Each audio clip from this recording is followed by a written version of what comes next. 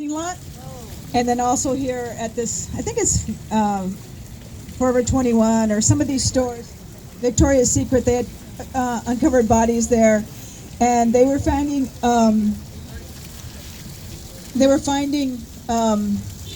bodies of Indian people, Ohlone people, and they were curled up in the fetal position and they were buried with their dogs.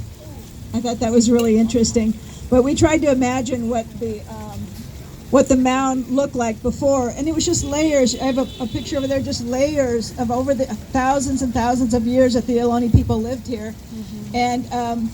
And it would just pile up, and it was as tall as this building right here. And they used to jet out of the bay all over the place, and then the Ohlone people would travel, in the Thule boats and visit and have ceremony. And the Sogorete at Vallejo, that's a sacred site, and that was a major trading area for the Ohlone, the Yokuts, the Wintu, the Wapo, and many other tribes would meet there. It was a political regional center right there. It was very, very important.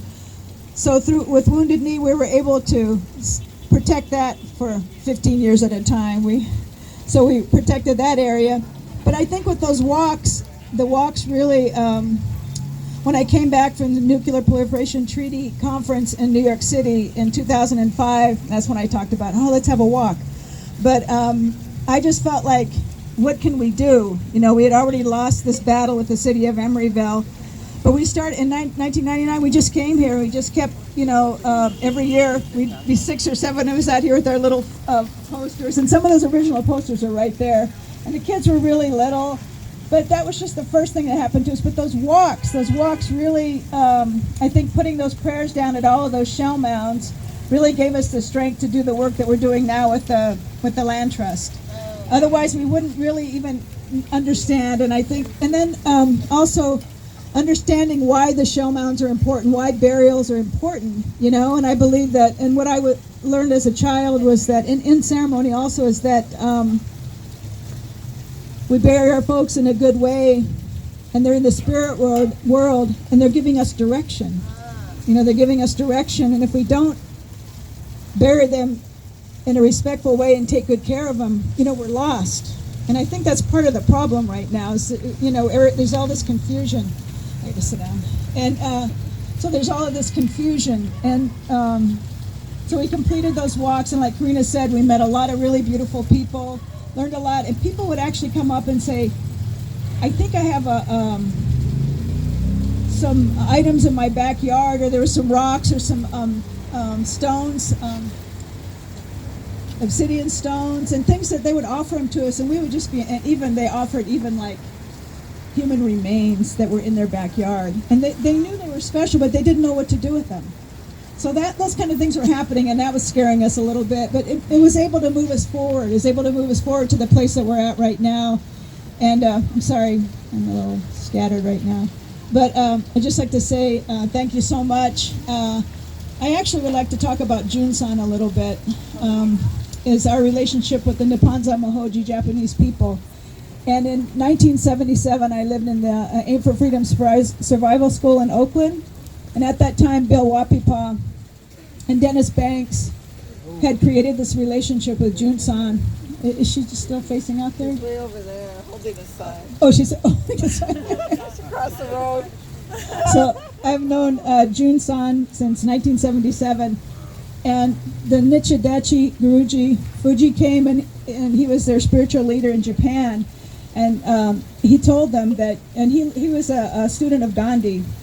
And they created this Buddhist sect, and their job was to walk all over the world for peace to end the nuclear weapons industry. And so they came to the AIM house, but he said that they wouldn't be able to do this unless they talked to Indian people, because the uranium and all that fuel was coming from the four corners of the United States. And then we realized, this is our relationship to this nuclear bomb, it devastated Hiroshima and Nagasaki. And so in 1978, a few Buddhist nuns and monks came to the AIM house, and then we walked across the United States in the longest walk, because we've had that relationship for all these years. So when we started the first walk in 2005, I asked if they would come and help us, and they came. I think about 8 folks came from all over the country, and we had some folks come from, some monks come from Japan. And I think with that spiritual way and that drum and those, the eagle staff, it really taught us a lot about, well, patience for one thing.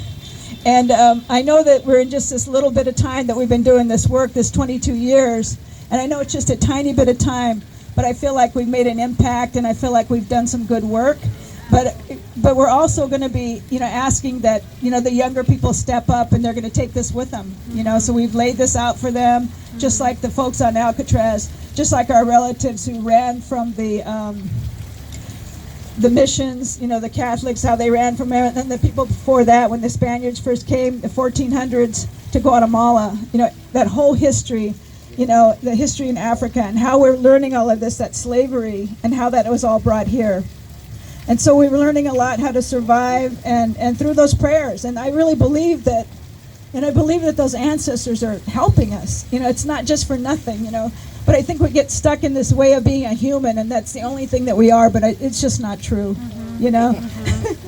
So I feel like, thank you so much for everything, everybody showing up, and all these 22 years, all these 20 years showing up here at the Shellmound, and we'll be back here next year. Thank you.